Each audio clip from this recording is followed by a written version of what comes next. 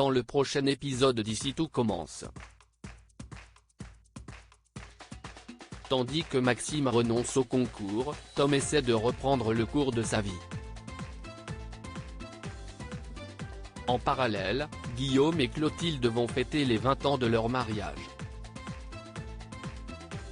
Attention, les paragraphes qui suivent contiennent des spoilers sur l'épisode d'Ici tout commence diffusé demain soir sur TF1. Si vous ne voulez rien savoir, ne lisez pas ce qui suit. Mardi 11 janvier dans Ici tout commence. Maxime renonce au concours. Dans la matinée, Maxime confie à Salomé que Michel Saran pense à lui pour être le chef de son futur restaurant à San Francisco à condition qu'il remporte le concours inter-école. Tandis qu'il lui demande de garder cela pour elle, Louis n'a rien perdu de leur conversation. Sans attendre, il met Enzo, la chef Cardonnet et Elodie dans la confidence. Convaincu que le chef Saran va privilégier Maxime aux épreuves, la chef, qui n'entend pas baisser les bras, a bien l'intention de changer de méthode pour remporter la victoire. Peu après, à l'Economa, la chef Cardonnet reproche à Elodie de ne pas être parvenue à trouver un ingrédient lors de l'épreuve à l'aveugle. Face au ton employé par son professeur, la jeune femme perd ses moyens et se met à bégayer. Une réaction qui ne plaît pas du tout à Annabelle qui n'hésite pas à utiliser la violence verbale et physique pour lui mettre la pression. Lorsqu'elle lui attrape le bras violemment, Elodie a un mouvement de recul et fait tomber des pommes de terre. Avec un sourire sadique en coin, la chef lui ordonne alors de les ramasser avant de quitter la pièce. Maxime, qui a assisté à la scène, rejoint immédiatement son ancienne camarade et tente de lui faire comprendre qu'il n'est pas normal qu'elle soit traitée de la sorte. Selon elle, il est cependant mal placé pour lui faire la leçon en étant en binôme avec Tessier, mais le fils d'Elcourt rétorque qu'il ne le harcèle pas. Comme la scène avec la chef Cardonnet était violente, Maxime aimerait savoir si elle l'avait déjà bousculé physiquement, mais Elodie refuse d'en parler puis le somme de lâcher l'affaire. Par la suite, Maxime rapporte ce qu'il s'est passé à Louis et Enzo.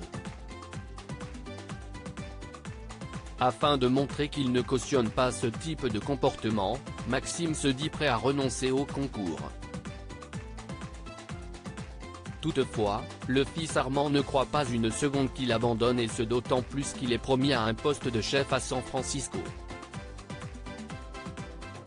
Plus tard, le chef Saran réunit les participants pour la seconde épreuve du concours. Les binômes restants devront réaliser une entrée comportant au moins une cuisson sans chaleur. En cuisine, la chef Cardonnet s'assure que personne ne la regarde avant de mettre la pression à Elodie de manière agressive. Seulement, Maxime a tout vu et prévient Tessier. Malheureusement, celui-ci s'en moque et le prie de se remettre au travail. Quelques instants après, Maxime assiste à une nouvelle scène choquante entre Annabelle et Elodie. Ne pouvant pas fermer les yeux devant un tel comportement, il annonce à l'Assemblée qu'il arrête l'épreuve puis accuse ouvertement la chef Cardonnet d'harceler Elodie. Devant la gravité de la situation, les jurés décident de suspendre l'épreuve. Tom essaie de reprendre le cours de sa vie. Antoine se rend à l'infirmerie pour prendre des nouvelles de Tom qui certifie qu'il va beaucoup mieux. Le proviseur tente bien de le pousser à porter plainte mais il refuse en précisant qu'il n'a presque rien. Lorsqu'Antoine lui conseille d'arrêter provisoirement de poster des vidéos, Tom répond qu'il exclut de céder à la panique mais surtout de donner ce plaisir à son agresseur. En cours de cuisine, Tom reçoit ensuite le soutien de ses camarades. Afin de remercier Ambre pour son aide, il l'invite à boire un verre après les cours. Les deux apprentis chefs se retrouvent donc plus tard à la terrasse d'un café. En remarquant un jeune homme les observer, Tom imagine qu'il s'agit de Kill Tom et se montre agressif envers lui. Après l'avoir traité de grand malade, le jeune homme quitte les lieux. Pour le rassurer, Ambre affirme que sa réaction est normale compte tenu du traumatisme qu'il a subi.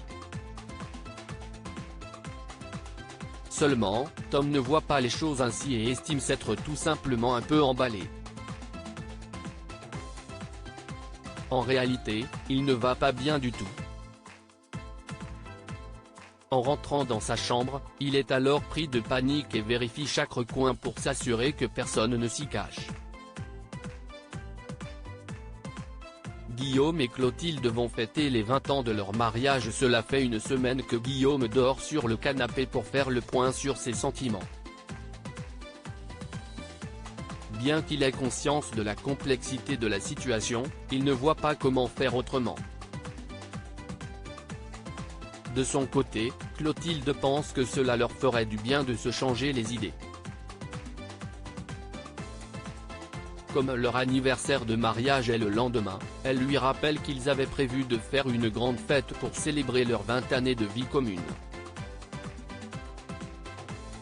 Malheureusement, Guillaume avait oublié la date et indique qu'il n'a vraiment pas la tête à cela en ce moment.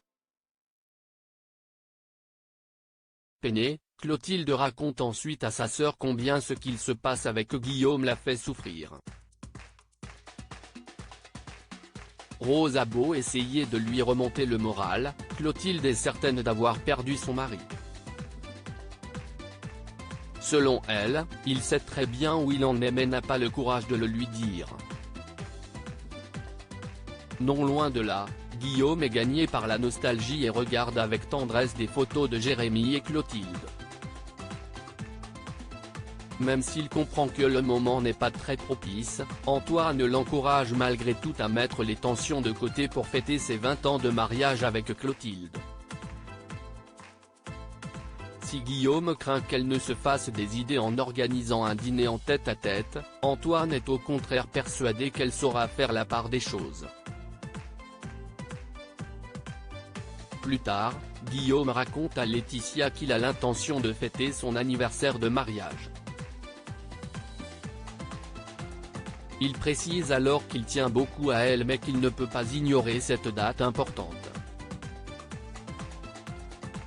Toutefois, la mère de Kelly en a marre de son indécision et regrette d'être mise une fois de plus devant le fait accompli.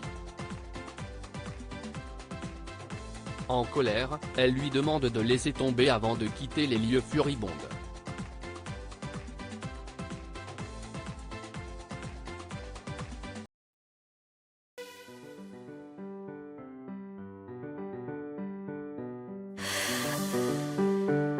나